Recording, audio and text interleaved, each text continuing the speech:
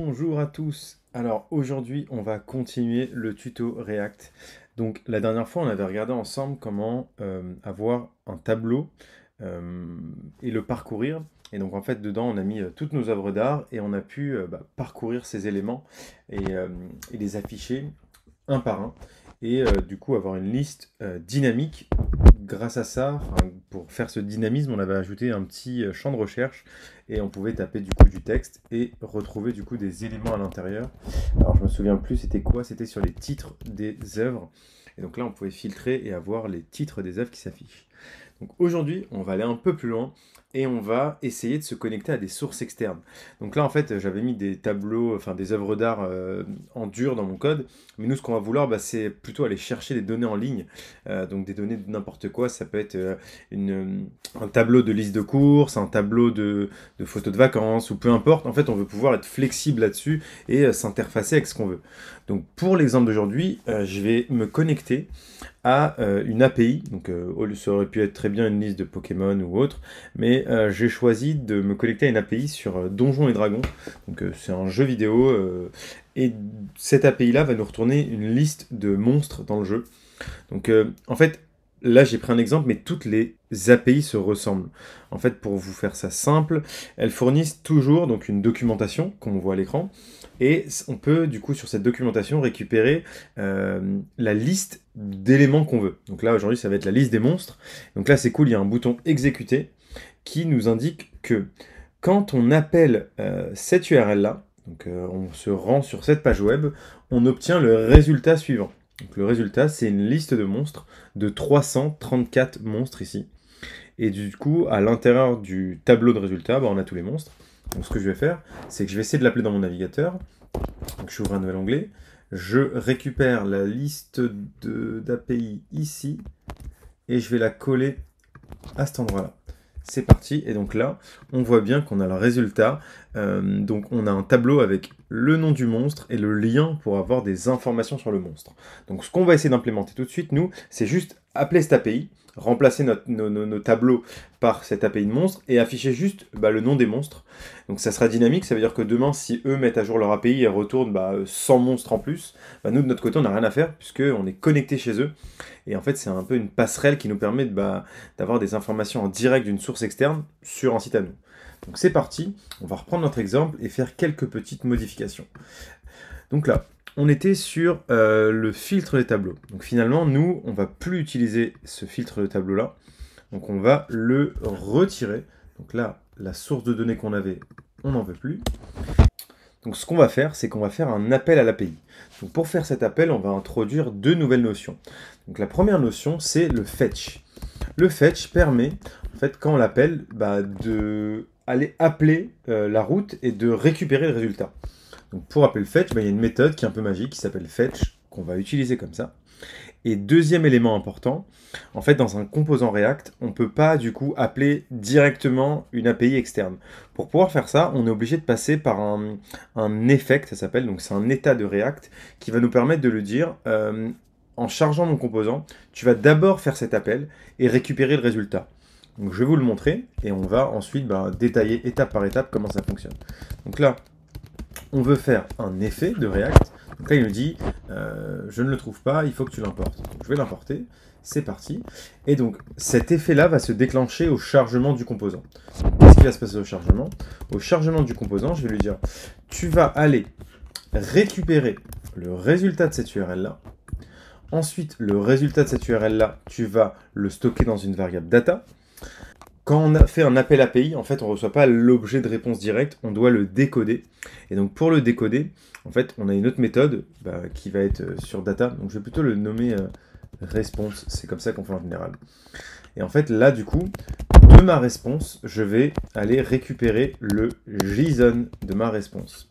Donc là, maintenant, je m'attends à avoir dans data exactement ce qu'on avait avant, c'est-à-dire le count et les éléments à l'intérieur. Donc on va vérifier tout ça, on va voir si ça fonctionne. Dernier petit point que j'ai pas précisé, on utilise le await ici. Await, c'est un mot-clé JavaScript qui informe que ce code-là est asynchrone. Donc asynchrone, ça veut dire qu'il va être chargé de façon non linéaire. On va attendre du coup que la page se charge. Ensuite, on va faire un appel à l'API. Et ensuite, on va rendre du coup les résultats suite à l'appel. Et donc il y a une petite subtilité, c'est que dans un effet, quand on fait un appel asynchrone avec await, on est obligé de le mettre dans une fonction.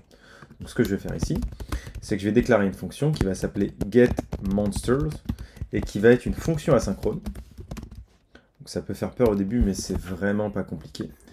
Et donc là, on va avoir une fonction asynchrone qui va appeler l'API, récupérer le JSON et retourner la data. Donc là, tout ça, on va le faire dans notre effect, ici, getMonster. Et ce getMonster, du coup, il est asynchrone. Non, on va pas le faire de cette façon. Du coup, je vais vous montrer la méthode plus simple pour faire l'appel. En fait, nous, on va tout faire on va déclarer la fonction à l'intérieur du hook. Donc pour faire ça, je déplace mon code ici. Donc là, j'ai une fonction getMonster et je vais appeler la fonction getMonster dans le hook. Pourquoi on va faire ça? Parce qu'en fait, les datas qu'on a là, on a besoin de les utiliser. Et donc si on sort la méthode au-dessus, on ne pourrait pas les utiliser. Et donc comment on va les utiliser là? On va du coup déclarer un nouvel état qui va être comme un useState avant, sauf que ça va être un tableau, cet état-là. Et ce tableau, il aura deux éléments, donc le monster, qui va être la liste des monstres, et le setMonster. Et donc nous, ce qu'on va vouloir faire, c'est qu'une fois qu'on a récupéré le data, on va faire un setMonster de data.result. En fait, on a vu plus haut que data, c'était nous retourner un objet count et un objet result.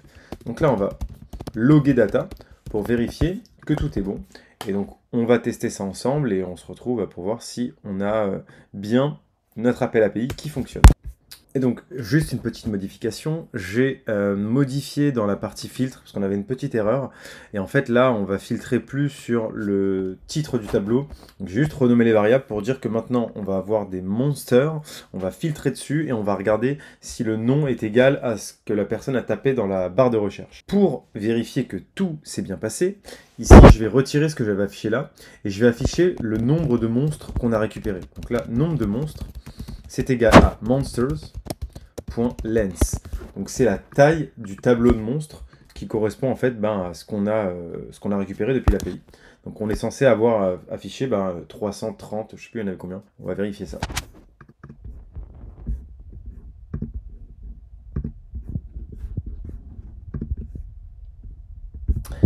Et donc, je me rends sur la page, et donc là, je vois affiché à l'écran nombre de monstres 334. Je n'ai plus d'image parce que là, je récupère, on a bien vu dans l'API qu'on récupérait juste un nom et un lien qui nous permet d'avoir des informations additionnelles. Donc ce qu'on va faire là, on va juste remplacer ici parce que là, on passe inconnu. Alors je vais regarder ce qu'on passait à notre composant. Et donc le but des composants, c'est qu'ils soient vraiment facilement éditables. Donc là, on va renommer les choses pour faire plutôt l'aligner avec ce qu'on affiche concrètement. Donc là, on affichait un filtered tableau, ça va être un filtered monster, donc des monstres filtrés. On va parcourir ces monstres, on va du coup rendre des monstres ici. Et nous, on n'a plus de title, mais on a un name. On a vu dans l'API, c'était plus title, donc ce qu'on va faire, c'est en faire un monster.name. On n'a plus d'auteur et on n'a plus d'image. Donc, en fait, au lieu de tordre un composant, ce qu'on va faire, c'est qu'on va en créer un nouveau, ce qui était plutôt simple. Donc, je vais reprendre le composant tableau et je vais créer un nouveau composant qui va s'appeler monster. Et donc, lui, qui est là, qui va s'appeler juste monster, va prendre pour le moment uniquement un name. Et c'est tout. Donc là, on va retirer les props qui ne servent plus à rien. Donc l'image et l'auteur pour le moment. Et on va juste afficher le nom du monstre tel qu'on l'a récupéré. Et grâce à ça, on va pouvoir... alors, la propriété name n'existe pas. On va pouvoir avoir un composant qui fait vraiment ce qu'on veut, qui affiche des monstres. Donc on va faire ça tout de suite. Monster.name, je retire tout ça. Ici, c'est plus tableau, c'est monster.fiche. Et donc là, on va lui passer la bonne propriété. Et normalement, si tout s'est bien passé, on va avoir la liste des monstres qui va s'afficher. Donc je regarde ça tout de suite, on charge la page, et on a une erreur, il nous dit que monster n'est pas défini, parce que là, on essaye d'importer le mauvais composant, et donc là, j'importe bien monster, le composant monster qu'on a là. Et donc c'est parfait, on voit à l'écran qu'on a la liste de tous les monstres qui s'affichent, donc on a réussi à se connecter à l'API, et en fait bah, ce qui est cool là c'est notre site est dynamique, demain ils rajoutent 30 monstres ou ils en retirent, bah, on est tout le temps à jour, on peut bah, au lieu d'aller consulter bah, la liste des monstres sur un site extérieur, on peut bah, la récupérer à cet endroit là. Et donc bah, c'est on va dire une façon de rendre son app intelligente parce qu'elle peut se connecter à diverses sources externes. Et bah, c'est comme ça qu'une application moderne aujourd'hui marche. On ne peut pas tout faire en statique. On a besoin de sources externes pour avoir une application intelligente. Et donc, voilà pour aujourd'hui. On va faire un rapide récap de ce qu'on a vu ensemble. Donc, notre composant app qui du coup charge toute la page et affiche les éléments à l'écran. Avant, affichait les tableaux et aujourd'hui, il affiche une liste de monstres récupérés depuis une source externe. Donc, on va mettre à jour le titre et la description. Donc là, ici, c'est ma liste de monstres. Et maintenant, c'est ma galerie de monstres à l'écran. Donc voilà, notre page, elle commence à avoir du sens. Et pour la suite du tuto, on va travailler avec ça pour essayer d'afficher plusieurs éléments. On va afficher les images des monstres, on va faire des recherches avancées, on va montrer comment on peut avoir des vues différentes. Donc là, on l'a en liste, on va essayer de l'avoir en tableau. Donc on va un peu pousser le concept pour essayer d'explorer les différents... On va pousser le concept pour exploiter les différentes fonctionnalités de React. Et si je reviens au code, donc on a pu récupérer via l'API la liste de monstres, on l'a mis dans un state. En fait, on a fait ça pour garder l'état. En fait, ça permet de dire à React que il peut consommer le résultat de l'API et l'afficher dans notre code. En fait, on ne peut pas utiliser l'objet data parce qu'il est uniquement dans la méthode getMonster et en lui passant via un state, on peut du coup la récupérer. Par contre, ce qu'on va vérifier, c'est que là, notre recherche, elle est censée bien marcher avec le nom des monstres, puisqu'on a juste dit que finalement, on cherchait plus sur le titre des tableaux, mais on cherchait sur le name des monsters. Donc, elle est censée fonctionner comme avant. Donc ici, si je recherche le monstre Baboon, je le retrouve. Donc c'est parfait. Notre recherche fonctionne bien. Et grâce à ça, on a les mêmes fonctionnalités qu'on avait avant, sauf qu'on s'est connecté à une source externe. Donc voilà, n'hésitez pas à me dire en commentaire si le tuto vous a plu. On va essayer d'aller dans des concepts un peu plus avancés pour la suite de la vidéo et des tutos React. Merci à tous, au revoir.